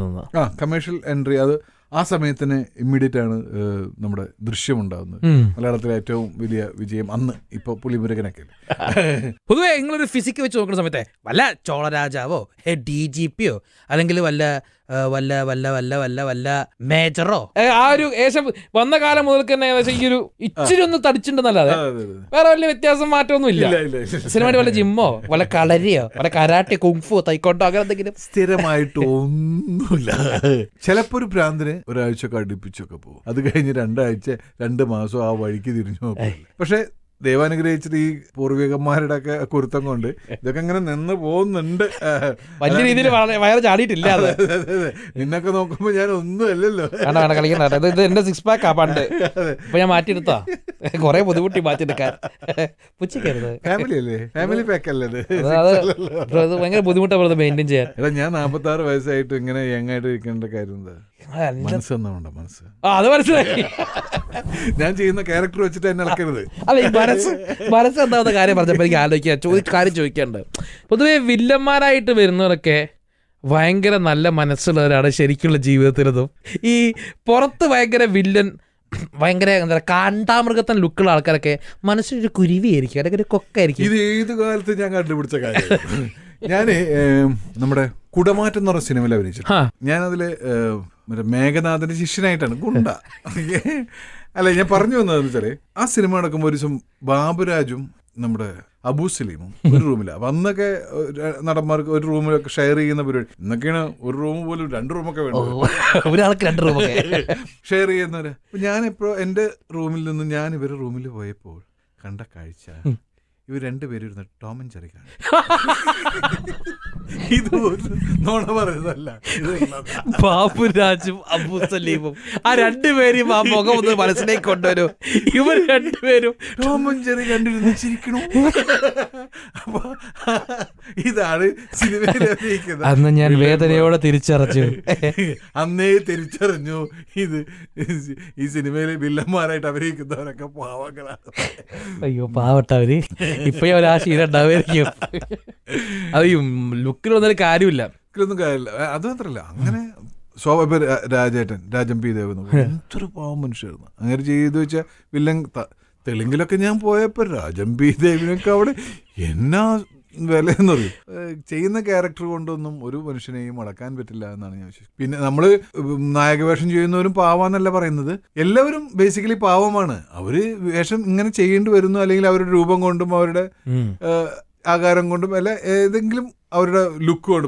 ഇപ്പോൾ എൻ്റെ ഒക്കെ കണ്ണ് ഭയങ്കര ഷാർപ്പാന്ന് പറയുന്നുണ്ട്. അപ്പോൾ അതുകൊണ്ടൊക്കെ ഒരു ചിലപ്പോൾ വില്ലനായി ചെയ്യേണ്ടി വരും എന്തെങ്കിലും. പക്ഷെ സത്യം പുറത്ത് വരും. എന്തൊക്കെയാണ് ഒരു സീരിയൽ കാലം, സീരിയലിലേക്കൊക്കെ വന്നത് എങ്ങനെയാണ്? അതെനിക്ക് എൻ്റെ ലൈഫിൽ വേറൊരു പറയാനുള്ളൊരു കാര്യം കൂടിയാണ്. പറയൂ, തുറന്നു പറഞ്ഞോളൂ. സിനിമയിൽ ഞാൻ പറഞ്ഞല്ലോ, ഒരു വർഷം ഒരു പണിയില്ലാതിരുന്ന ഒരു കാലഘട്ടം. പാടമൊന്നൊരു വിലാപം കഴിഞ്ഞ ശേഷം ഒരു പണിയില്ലാതിരിക്കുമ്പോൾ അങ്ങനെ ഒരു വർഷം കഴിഞ്ഞ് ഇങ്ങനെ രാമു കരേട്ട് അവാർഡ് ഇതിന് പാടമൊന്നൊരു വിലാപത്തിന് കിട്ടുന്നു. അപ്പോൾ ചന്ദ്രേട്ടന് അവാർഡ് മേടിക്കാൻ വേണ്ടി തൃശ്ശൂർ വരുന്നു, രാമനിലയത്തിൽ താമസിക്കുന്നു. അപ്പൊ ഞാൻ എന്താടാ പരിപാടി? ഒന്നുമില്ല, തിരുവനന്തപുരത്തൊക്കെ ഇഷ്ടം പോലെ സീരിയലുണ്ട്, പോയി ചെയ്തൂടെ? ഞാനൊക്കെ വല്ലപ്പോഴും സീരിയൽ എടുക്കുള്ളൂ, നീ അതും വെയിറ്റ് ചെയ്തിട്ട് ഇങ്ങനെ ലൈഫ് കളയരുതിട്ടാ പറഞ്ഞ് ഒരു അരമണിക്കൂർ കഴിഞ്ഞ് പറഞ്ഞ് ട്രിവാൻഡ്രത്ത് ശവനാട്സിൽ നിന്ന് എന്നെ വിളിക്കും. ചന്ദ്രലേഖ എന്ന് പറഞ്ഞൊരു സീരിയൽ, അങ്ങനെ എന്തോ തോന്നുന്നു, എനിക്ക് ഓർമ്മയില്ല. അതിൽ അഭിനയിക്കാൻ ഒരു വേഷമുണ്ട്, ചെയ്യുന്നുണ്ടോന്ന് വെച്ചാൽ ഞാൻ തന്നെ നമ്മൾ സ്പോട്ടിൽ ഓക്കെ പറഞ്ഞു. അങ്ങനെ പിന്നെ ലൈഫിന്റെ ഒരു 5-8 വർഷത്തോളം സീരിയലും മാത്രമായി. അതില് ബേസിക്കലായിട്ടുള്ള മടിയനായ ഞാൻ ഈ സീരിയലിന്റെ സുഖത്തിൽ അങ്ങനെ കഴിഞ്ഞ് അങ്ങോട്ട് കൂടി. എന്താണ് സീരിയലിന്റെ സുഖം? മാസത്തില് ഒരു 10-15 ദിവസം പണിയുണ്ടാവും. ബാക്കി 15 ദിവസം ഒരു പണിയെടുക്കും വേണ്ട, ഫ്രീ ആണ്. ഡെയിലി എന്ന് പറയണ പോലെ പൈസ കിട്ടും. അപ്പൊ കൂലിപ്പണിക്കാരനാണ്. കൂലിപ്പണിക്കാരന്റെ കയ്യിൽ കായുണ്ട്, സമ്പാദ്യം ഒന്നും ഉണ്ടാവില്ല. കൂലിപ്പണിക്കാരൻ്റെ ആയാലും ഒരാളുടെ കൂലിപ്പണിക്കാർക്കും സമ്പാദ്യം ഉണ്ടാവില്ല. ഇവനിപ്പോൾ 3000 കിട്ടിയോ 2500 കിട്ടിയോ 5000 കിട്ടിയോ എന്തായാലും ഇവന് എൻ്റെ കാലഘട്ടത്തിൽ ഞാൻ 5000 വരെ മേടിച്ചിട്ടുള്ളൂ. ഞാൻ പറയാലോ 2000 മേടിച്ചിട്ടുണ്ട്, 1500 മേടിച്ചിട്ടുണ്ട്. അങ്ങനെ ഇത് അപ്പോൾ ഒരു 10 ദിവസം പണിയെടുത്താൽ ഒരു മാസത്തേക്കുള്ള പൈസ ആയി, അല്ലെങ്കിൽ 15 ദിവസം അങ്ങനെ. അപ്പോൾ അതിലൊരു സുഖത്തിൽ ഇങ്ങനെ സിനിമ ഞാനൊന്നും സിനിമയ്ക്കില്ല. അല്ല, സിനിമയിലൊരു ചെറിയ ക്യാരക്ടറുണ്ട്, 2 സീൻ അഭിനയിക്കാനുണ്ട്. ഞാൻ വരുന്നില്ല, ഈ 2 സീനിലെ സിനിമയിൽ അഭിനയിക്കേണ്ട കാര്യമൊന്നുമില്ല. എനിക്കിവിടെ സീരിയലിൽ നായകനായിട്ട് അഭിനയിക്കുന്നുണ്ട്, വില്ലനായിട്ട് അഭിനയിക്കുന്നുണ്ട്, മുഴുവനുള്ള വേഷം ചെയ്യുന്നു. നിങ്ങൾ ഈ 2 സീൻ 3 സീൻ എങ്ങനെ പുച്ഛിച്ചട്ടെ എന്തിനു പറയുന്നു? അങ്ങനെ എന്ന് പറഞ്ഞാൽ ഇന്നത്തെ വളരെ പ്രബലരായിട്ടുള്ള ഞാൻ പറഞ്ഞ ആഷിക ബോയിലും വേണ്ടില്ല, അങ്ങനെ ഇന്നത്തെ തലമുറയിലെ ഡയറക്ടേഴ്സ് ആയിട്ട് ഒരു ബന്ധമില്ലാതെ പോയി. കാരണം വെച്ചാൽ അവരൊക്കെ അന്ന് അസോസിയേറ്റ് ആയിരിക്കുന്ന കാലഘട്ടത്തിലാണ്. കമൽ സാറിന്റെ കൂടെ ആഷിക ബോക്കുള്ള കാലത്ത് ഞാൻ സീരിയലില്ല. അപ്പൊ ഇവരായിട്ടുള്ള ഒരു ബന്ധമില്ലാണ്ട് ഇവർ സിനിമയിൽ വരുമ്പോൾ എന്നെ പരിചയമില്ല. മറ്റേ നമ്മൾ ആ സമയത്ത് സിനിമയുമായി ബന്ധപ്പെട്ട് 2 സീരിയൽ 3 സീരിയലിൽ ഇങ്ങനെ ചെയ്ത് വരുമ്പോൾ വലുതായിരുന്നു. നമുക്ക് സിനിമ എന്ന് പറയുന്ന ഒരു പുതിയ ഒരു തലമുറയെ നമുക്ക് സീരിയൽ കൊണ്ട് നഷ്ടപ്പെട്ടു. അതൊരു വലിയ നഷ്ടപ്പെടലാണ്. പക്ഷേ നഷ്ടപ്പെടൽ വലുതാണ്. പക്ഷെ ഞാൻ അത് വെച്ചൊരു സീരിയലിന് തള്ളി പറയാൻ ഞാനില്ല. ആ കാലങ്ങളിൽ ഞാൻ ജീവിച്ചതും ഇന്ന് ഞാനിവിടെ വന്നിരിക്കാനുള്ള ഒരു സ്പേസ് ഉണ്ടാക്കി തന്നതൊക്കെ ആ ചോറ് തന്നെയാണ്. അപ്പൊ സീരിയൽ ചോറും സിനിമ ചോരയുമാണെന്ന് നമ്മൾ പണ്ട് പറയാറുണ്ട്. അത് വലിയ ബുദ്ധിജീവി ഡയലോഗ്. ഇപ്പോഴും സീരിയലിൽ നിന്ന് വിളിക്കാറുണ്ട് കേട്ടോ. ഇപ്പോഴും ഒരു ഗംഭീര വേഷമാണ്, ഒന്ന് ചെയ്യാൻ പറ്റുമോ എന്നൊക്കെ ചോദിക്കുന്ന ആളുകൾ ഞാൻ പറഞ്ഞു സീരിയലിൽ ഞാൻ അഭിനയിക്കില്ല എന്ന് ഞാൻ പറയില്ല. പക്ഷേ സീരിയലിലേക്ക് തൽക്കാലം ഞാനില്ല. ഇപ്പോൾ കുറച്ച് സിനിമകളുടെ കാലഘട്ടമാണ്. ഞാൻ നിങ്ങൾ അവിടെ പോയി കഴിഞ്ഞാൽ പിന്നെ ഇവിടെ ഞാൻ പറഞ്ഞില്ലേ, ഡേറ്റുകളൊക്കെ മാറി. സീരിയൽ ഡേറ്റുകളൊക്കെ കറക്റ്റ് ആയിരിക്കും, സിനിമയുടെ ഡേറ്റ് എപ്പോൾ വേണമെങ്കിൽ മാറാം. അപ്പോൾ നമ്മളവിടെ 5 ദിവസം കൊടുത്തെങ്കിൽ ആ 5 ദിവസം ആയിരിക്കും ഇവർക്ക് പെട്ടെന്ന് നമ്മളോട് പറഞ്ഞ ഡേറ്റ് ആവില്ല. അപ്പോൾ അതുകൊണ്ട് എൻ്റെ അടുത്ത് അവിടെ GR കൃഷ്ണൻ എന്ന് പറഞ്ഞാൽ ഇപ്പോഴും ഉള്ള സജീവമായിട്ട് സീരിയൽ ചെയ്യുന്നൊരു കക്ഷിയുണ്ട്. പുള്ളി നിങ്ങൾ സീരിയലിൽ ചെയ്യാവുന്നതിന്റെ മാക്സിമം ഒക്കെ ആയി, നിങ്ങളൊന്ന് സിനിമയിലേക്ക് വീണ്ടും തിരിച്ചു പോകും, ഒന്ന് ശ്രമിച്ചു നോക്കും, ഒന്നും ട്രൈ ചെയ്തൊക്കെ എന്ന് അവനും പറഞ്ഞു. ആ സമയത്താണ് നമ്മൾ ഈ ഭക്തജനങ്ങളുടെ ഒരു കാര്യങ്ങളൊക്കെ ഭക്തജനങ്ങൾ തുടങ്ങിയതോടെ സീരിയൽ ഞാനങ്ങ് സ്റ്റോപ്പ് ചെയ്തു. പൊതുവെ ഇഷ്ട വിനോദങ്ങളൊക്കെ എനിക്ക് വായന എനിക്ക് ഭയങ്കര ഇഷ്ടമാണ്. പ്രത്യേകിച്ച് ചെറുകഥകൾ വായിക്കുക എന്നുള്ളത് ഇഷ്ടമാണ്. പിന്നെ സുഹൃത്തുക്കളോടൊപ്പം യാത്ര ചെയ്യുക എന്നുള്ളത്. കുറേ നല്ല സുഹൃത്തുക്കളുണ്ട്. ഏറ്റവും വലിയ സമ്പാദ്യം എന്താണെന്ന് വെച്ചാൽ സുഹൃത്തുക്കളാണ്. സുഹൃത്തുക്കൾ യാത്ര പോകാൻ ഇഷ്ടമുള്ള ഒരുപാട് സുഹൃത്തുക്കളുണ്ട്. അവരുടെ കൂടെ ഇങ്ങനെ യാത്ര പോവുക, അതാണ് പ്രധാന വിനോദം. യെസ്. വായിക്കുന്ന സമയത്ത് കഥകൾ കവിതകളൊക്കെ വായിക്കും. കവിത ഭയങ്കര ഇഷ്ടമാണ്. വല്ലപ്പോഴും കുത്തിക്ക് കുറിക്കാറുണ്ട്. കവിത എഴുതാറുണ്ട്. എന്റെ 2 കവിതകളുണ്ട്. അവരൊന്നോ മറ്റേ രാഗം തീണ്ടിയ കാളകൂടം, 2 വ്യത്യസ്ത ജോണറാണ്. അതൊക്കെ നമുക്ക് പിന്നെ കിടക്കാം. താങ്കൾ ചെയ്ത കവിതയിലേക്ക് നമുക്ക് എത്തി നോക്കാം. പറയൂ, എന്തായിരുന്നു അതിന്റെ തീം? ഞാൻ ഈ 2 വരി 4 വരി കവിതകൾ എഴുതുന്ന ഹൈക്കു എന്നാണ് ആ കവിത. എന്താണ് അതൊരു പറഞ്ഞത്? ഹൈക്കു എന്നാണ് അല്ല, ഞാൻ ഈ അടുത്ത കാലത്ത് അതിലേക്കൊന്നും ഒരുപാട് പോകണ്ട. അടുത്ത കാലത്ത് ഒരു കവിത കഴിഞ്ഞ വർഷം ഈ ബാറിൽ അടച്ചതിനെ പറ്റിയല്ല, ചില സൗഹൃദം പറ്റിയൊരു കഥയാണ്. പക്ഷെ അതിന്റെ ഒരു വേറൊരു വേർഷൻ ബാറാണ്. ബാർ എന്ന് പറയുന്നത് ശരിക്കും കള്ളു കുടിക്കാൻ മാത്രം വരുന്നൊരു സ്ഥലമല്ല എന്നാണ് ഞാൻ ആ കവിതയിൽ പറയാൻ വരുന്നത്. കാരണം ചിലരുടെ സങ്കടങ്ങൾ അപ്പുറത്തെ ടേബിളിൽ നിന്ന് കേൾക്കാം, ചിലരുടെ സന്തോഷങ്ങൾ കേൾക്കാം, ചിലരുടെ തൊഴിൽ കഴിഞ്ഞ് വന്ന് വേർപ്പ് മാറി ഉണ്ടാവുന്ന ആളുകളുടെ ഒരു ആനന്ദമുണ്ട്, ഒരു രണ്ട് പെഗ് മദ്യം ചെല്ലുമ്പോൾ. അങ്ങനെ ഒരു സൗഹൃദത്തിന്റെ ഇടമായിരുന്നു ശരിക്കും. നമുക്ക് നഷ്ടം എന്നാണ് ആ കവിതയുടെ പേര്. ഒരു കുറേ കാലത്തിന് ശേഷമുള്ള ഒരു സുഹൃത്തിനെ ഡാ ഗഡി നീ എവിടെടാ എന്ന് ചോദിച്ച് കാണുന്നതും ഒരു പക്ഷെ അവിടെയായിരിക്കും. അങ്ങനെ ആ ഒരു നഷ്ടം എന്ന് പറയുന്ന ഒരു സാധനം ചേർത്തിട്ട് ഞാനൊരു കവിത. കാരണം ഇങ്ങനത്തെ സാധനം പക്ഷെ ഉള്ളിന്ന് വന്ന സാധനമാണ് അല്ലെ? കാരണം അതൊരിക്കലും ഇത് അനുഭവിച്ചവന്റെ ഒരു ഉള്ളിന്ന് വന്നതാണല്ലേ, ഉള്ളിന്റെ ഉള്ളീന്ന് വന്ന സാധനമാണ്. കാരണം ഇത് അനുഭവിച്ചവന്റെ ഒരു വേദന കവിതകളില് വരികളിലൂടെ എനിക്ക് കാണാൻ സാധിക്കും. അത് പൂട്ടി പോകുന്നൊരു വേദന അതിലൂടെ കടന്നുപോയത് കൊണ്ടാവും കൃത്യമായിട്ട് മനസ്സിലാക്കാനുള്ള എന്താ പറയാ, തൂലികയെ ചലിപ്പിച്ച് ആ വേദന മാറ്റാൻ ശ്രമിച്ചത്. രണ്ട് വരി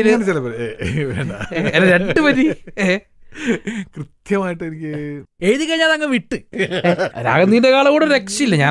ഞാൻ പ്രണയ നൈരാശ്യത്തിന്റെ സമയത്ത് അങ്ങ് കത്തി കയറിയതാണ്. അത് ഭയങ്കര സോഷ്യോ എക്കണോമിക് സാധനമുണ്ട്. കടന്നു പോകുന്ന വഴികളൊന്നും അത്ര മോശമുള്ളതല്ല. എന്ത് ചെയ്യാം, നിങ്ങളെ പടമൊക്കെ കണ്ടിട്ടല്ലേ വളരുന്നത്. അതിന്റെ ഒരു മെച്ചുണ്ടാവാതിരിക്കോ? ഒരു തുന്തുമി, ഒരു ചെറിയൊരു റാപ്പിഡ് ഫയർ ആയാലോ? കൊടുക്കോ? പ്രശ്നങ്ങളുടെ സമയമാണ്, അതുകൊണ്ട് ഞാൻ അങ്ങനെ ചെയ്യില്ല. നിങ്ങളുടെ വേദന എനിക്ക് മനസ്സിലാക്കാം. ഇർഷാദ് ഈസ് ഈക്വൽ ടു പുലി, പട്ടി, പൂച്ച, പേപ്പട്ടി, കുറുക്കൻ, മുയൽ. ഇത് എന്താണ്? യാതൊരു ബന്ധമില്ലാത്ത മുയലിന്റെ വേഗതയില്ല. എന്താണ് പട്ടിയുടെ ഓരിയിടലില്ല, എനിക്ക് കുറുക്കന്റെ കൗശലമില്ല, പൂച്ചയുടെ കള്ളത്തിലില്ല, ഇല്ല, പുലിയുടെ എന്തെങ്കിലും ഉണ്ടോ? പുലി വന്നിട്ടാണ് പുലി പതുങ്ങിയിരിക്കുന്നത്, കുതിച്ച് അങ്ങനൊക്കെ നീ പറഞ്ഞു അങ്ങനൊക്കെ ചാപ്പി വിടാല്ലേ? അപ്പൊ പുലിയായിട്ടൊക്കെ കൂട്ടാം. വെറുതെ പേപ്പട്ടിയൊക്കെ ആശിച്ചു. എനിക്കിതില്ലെങ്കിൽ ഒരു ദിവസം പോലും മുന്നോട്ട് പോകാൻ പറ്റില്ല. എന്ത് സന്തോഷം. നിങ്ങൾ അധികം താത്വികത വേണ്ട, അത് വേണ്ട. ജീവിതത്തിൽ ഹാപ്പി ഉണ്ടാവണ്ടാ, നിങ്ങൾ പൗലോക്കോയിലാവണ്ട, സാധാരണക്കാരനായാ മതി. ശരി. ഭക്ഷണത്തിന്റെ കാര്യം പറഞ്ഞപ്പോ നിങ്ങൾ അങ്ങനെ ഭയങ്കര ആർത്തിയുള്ള കൂട്ടത്തിലാണോ? ഞാൻ ഭക്ഷണത്തിലുള്ള ആർത്തിയില്ലാത്ത മനുഷ്യൻ. ഞാൻ നോയമ്പ് വെക്കുന്ന ഒരു മനുഷ്യനാണ്. 30 നോയമ്പ് കൊടുക്കുന്ന മനുഷ്യൻ. എവിടുന്ന് എന്താ കിട്ടിയ അത് കഴിച്ചപ്പോൾ ആ ഒരു കേക്ക് ഇരിക്കുന്നത് അതെടുത്ത് കഴിച്ചു. ഇനിയിപ്പോ പുറത്തിറങ്ങി എന്തെങ്കിലും കഴിക്കും, ചിലപ്പോൾ വേണ്ടാതും വെക്കും. പക്ഷെ വേണ്ടാതെ വെക്കാനുള്ള ഒരു കഴിവുണ്ട്. തീർച്ചയായിട്ടും അതാണ് നോയമ്പ് എടുക്കുന്നതിന്റെ ഒരു ഗുണമായിട്ട്. എന്തും വേണ്ടാതെ വെക്കാനുള്ള കഴിവുണ്ട്. ഞാൻ ഈ കാര്യത്തിൽ വളരെ മോശമാണ്. ഏത് കാര്യത്തിൽ? ഞാൻ പരക്കൂറയാണ് ഈ കാര്യത്തിൽ. ഏത് കാര്യത്തിൽ? ഞാൻ ഈ കാര്യത്തിൽ വളരെ മോശമാണ്. എന്തായിരിക്കും ഞാൻ ഈ കാര്യത്തിൽ വളരെ മോശമായിട്ടുള്ളത്? സത്യത്തില് ഇങ്ങനൊരു ചോദ്യം ഞാൻ എന്നോട് ഇതേവരെ ചോദിച്ചിട്ടില്ല. ഇല്ല. എന്തെങ്കിലും മോശമുണ്ടോ? ആക്ച്വലി അങ്ങനെ ചോദ്യത്തിന്റെ ആവശ്യം ഞാൻ എവിടെയാണ് മോശം? അല്ല, അത് ചിന്തിക്കേണ്ട കാര്യമാണ്. എല്ലായിടത്തും നമ്പർ 1 അല്ലേ? അങ്ങനെയാണ്. ഞാൻ ഈ കാര്യത്തിൽ ഇന്ന കാര്യത്തിൽ മോശമാണ്, ഞാൻ ഇന്ന കാര്യത്തില് സൗഹൃദം എനിക്കൊരു വീക്ക്നെസ് ആണെന്നൊക്കെ പറയണ പോലെ സുഹൃത്തുക്കളുടെ കാര്യത്തിലൊക്കെ ചിലപ്പോ ഭയങ്കര അങ്ങനെയൊക്കെ ആണെങ്കിൽ ചില ആളുകളുടെ ഇടപെടലുകള് തിരിച്ചറിയാൻ പറ്റാത്ത കാര്യത്തില് ചില മോശമാണ്. ഞാൻ എല്ലാവരും ഭയങ്കരമായിട്ട് വിശ്വസിക്കും. ഞാൻ ഇപ്പൊ നിന്നെ വിശ്വസിക്കുന്ന എല്ലാ കാര്യങ്ങളും പറഞ്ഞു. അപ്പൊ അതുകൊണ്ട് ഞാൻ ഭയങ്കര ആ കാര്യത്തിൽ ഞാൻ എല്ലാവരും ഭയങ്കര വിശ്വാസമാണ് എനിക്ക്. ചിലപ്പോ കാര്യത്തിലൊക്കെ പണി കിട്ടാറൊക്കെ ഉണ്ട്. കുഴപ്പമില്ല. അപ്പൊ ഇനി ആൾക്കാരെ ചൂസ് ചെയ്യുമ്പോൾ ശ്രദ്ധിക്കുക. എന്നെ പോലെ നല്ല ആൾക്കാരെ കൂട്ടുകൂടാൻ ശ്രമിക്കുക. സിനിമ ഇൻഡസ്ട്രിയിൽ എനിക്ക് ആരകളുണ്ട്? ഒട്ടുമില്ല, തീരെയില്ല. എന്റെ കരിയർ നശിപ്പിക്കാൻ വേണ്ടിട്ട് ഇവര് ശ്രമിക്കുന്നു ന്യൂസ് അവറിൽ പോയിട്ട് പറയോ? കഴിഞ്ഞ ഇല്ല, അങ്ങനെയില്ല. നമുക്ക് എന്തെങ്കിലും വേഷം നഷ്ടപ്പെട്ടിട്ടുണ്ടെങ്കിൽ നമ്മുടെ കുഴപ്പം കൊണ്ടായിരിക്കും. എന്ത് പ്രശ്നം വന്നാലും കൂടെ നിൽക്കുന്ന ഒരു കൂട്ടുകാരന്റെ പേരാണ് പറയുന്നത്. എന്നെ A to Z അറിയാവുന്ന, ഇപ്പം A to Z അറിയാവുന്ന ഒരു കൂട്ടുകാരൻ എന്ന് പറയുന്നത് സാധിക്കണം. A to Z അറിയാവുന്ന അല്ലാതെ തന്നെ ഒരുപാട് സുഹൃത്തുക്കൾ. അൻവർക്ക എന്നൊക്കെ പറഞ്ഞു കഴിഞ്ഞാൽ മസ്കറ്റിലുള്ള സുഹൃത്തുണ്ട്. ഏത് സമയത്തും എപ്പോഴും എന്തിനും നമ്മുടെ ഒരു താങ്ങായിട്ട് നിൽക്കുന്ന ഭയങ്കര കുറെ സുഹൃത്തുക്കളുണ്ട്. ഒരു ഫ്രണ്ട് ചോദിച്ചു കഴിഞ്ഞാൽ പറയാൻ ഭയങ്കര പാടാണ്. എന്റെ പ്രതിഫലം ഓപ്ഷൻ A 5 അക്കത്തിലാണ്, ഓപ്ഷൻ B 6 അക്കത്തിലാണ്, ഓപ്ഷൻ C 7 അക്കത്തിലാണ്. ഞാൻ കണക്കിന്റെ കാര്യത്തില് വീക്കാണ്. അതുകൊണ്ട് ഈ 5 അക്കം എന്നൊക്കെ പറയുമ്പോ എത്ര വരും അത്? അപ്പോ യൂണിറ്റ് 100, 1000 10,000, അതാണ് 5 അക്കം വരിക. ലാക്സ് വരുമ്പോ 6ആയി, 10 lakhs വരുമ്പോ 7ആയി. 6 അങ്ങോട്ട് പൊക്കോട്ടെ അല്ലേ? അല്ല, കുഴപ്പമില്ല. 6ലും താഴെ പറഞ്ഞു കഴിഞ്ഞാൽ ഭയങ്കര തള്ളാന്ന് പറയും. അങ്ങോട്ട് പറഞ്ഞാലും തള്ളാന്ന് പറയും. നമ്മളിങ്ങനെ പോക്കോട്ടെ, തള്ളണ്ട, കൊല്ലണ്ട. ബ്രോ, എന്നാ നിങ്ങളുടെ date of birth? 1972 August 15. August 15? ഇന്ത്യക്ക് സ്വാതന്ത്ര്യം കിട്ടിയതാണ്. നമുക്ക് വന്നാൽ നിന്ന് സ്വാതന്ത്ര്യം കിട്ടിയത്. ശരിയായിട്ട് പറയാം, ഗിഫ്റ്റ് കിട്ടുമോ? ഗിഫ്റ്റ് കിട്ടാറുണ്ട്. അതിന്റെ ഈ ഓഗസ്റ്റ് 15 ആയതുകൊണ്ട് എല്ലാവർക്കും നല്ല ഓർമ്മയാണ്. നല്ലൊരു ഭാഗ്യമുള്ള കാര്യങ്ങളല്ലേ എല്ലാവർക്കും. ഓഗസ്റ്റ് 15 അതിന്റെ പുറത്ത് മറ്റേ ഡേറ്റ് ഓർക്കാൻ ബുദ്ധിമുട്ടില്ലല്ലോ. അപ്പൊ അതുകൊണ്ട് അവരെ എന്തെങ്കിലും ഓർത്ത്, അല്ലെങ്കിൽ എനിക്ക് എല്ലാ വർഷവും ഞാൻ സെലിബ്രേറ്റ് ചെയ്യാറുണ്ട്. ഈ പ്രായത്തിലും ഈ വയസ്സായിട്ടും ഞാൻ സെലിബ്രേറ്റ് ചെയ്യും. അപ്പൊ പോലീസിന്റെ കണ്ണാടിയും ഒരു ഗിഫ്റ്റ് ആണ്, ബർത്ത്ഡേ ഗിഫ്റ്റ് ആണ്, കയ്യിലെ ടിസോട്ട് വാച്ചും ഗിഫ്റ്റ് ആണ്. കാരണം കഴുത്തിലെ മാലാണ്ട ഒറിജിനലാണ് ഉണ്ടത്. അത് വെറുതെ ഒരു സിനിമാക്കാരൻ ലുക്കിന് വേണ്ടിയിട്ടാണ്. അപ്പൊ തീർന്ന് എനിക്കിനി ചോദ്യമൊന്നുമില്ല ചോദിക്കാൻ. അപ്പം ഇർഷാദ് അലി എന്ന് വിളിക്കണോ? അത് ഇർഷാദ് വിളിച്ചാൽ മതി. ഇല്ല, തെറി വിളിക്കില്ല. അപ്പൊ പൊന്നെണ്ണം കഴിഞ്ഞ 4 മണിക്കൂറായിട്ട് നമ്മളോട് പല പല കഥകൾ പറഞ്ഞ് വികാര വിസ്ഫോടനങ്ങൾ നടത്തിയൊക്കെ ഇരിക്കേണ്ട ഒരാളാണ്. എനിക്ക് താങ്ക്സ്. ദൃഷ്ടാന്തരം. വളരെ സന്തോഷമുണ്ട് നിങ്ങളെ ഇവിടെ വന്നതിൽ. നിങ്ങളെ ഉള്ളു തുറന്നിട്ട് ഉള്ളത്തെ ആ ഒരു കുരുവിക്കുഞ്ഞിനെ, ആ ഒരു മൂട്ടക്കുഞ്ഞിനെ പുറത്തിറക്കിയതിൽ ഞങ്ങൾ ആനന്ദിക്കുന്നു. വണ്ടിക്കൂലി വരുമോ? നോ വണ്ടി കാശ്. ശീലമില്ല, വാങ്ങിച്ച ശീലമുള്ള. പെട്രോൾ അടിക്കാൻ വരാൻ പറ്റുള്ളൂ. നിങ്ങളിപ്പോ സിനി സ്റ്റാർ, പണ്ടത് സീരിയൽ കളിയുള്ളത്. നിങ്ങളിപ്പോ സിനിമയാണ്. പെട്രോൾ കാരവനൊക്കെ ആന്ധ്രാപ്രദേശിൽ കാരവൻ, അതും എന്ത് കാര്യമാണ്? കാരവനൊക്കെ ഉള്ള ഒരു മനുഷ്യനാണ്. അതുകൊണ്ട് കാരവനിലൊക്കെ കിട്ടിയ ആളാണ്. അതുകൊണ്ട് വണ്ടിക്കാശ് ബുദ്ധിമുട്ടാണ്. പിന്നെ ഒന്നിനും കണക്കുകളൊന്നും വെക്കാത്ത ഒരാളാണെന്ന് അറിയാം. അതുകൊണ്ട് തന്നെ സിനിമകളൊക്കെ ചെയ്യുക, കിട്ടുന്ന കാശ് ഒരു കണക്ക് നോക്കാതെ എന്റെ അക്കൗണ്ടിലേക്കൊക്കെ ഇടുക. അക്കൗണ്ട് നമ്പർ തെറ്റത്തില്ല, കണക്ക് അറിയാത്തതുകൊണ്ട് നമ്പർ തെറ്റിപ്പോ. അതാണ്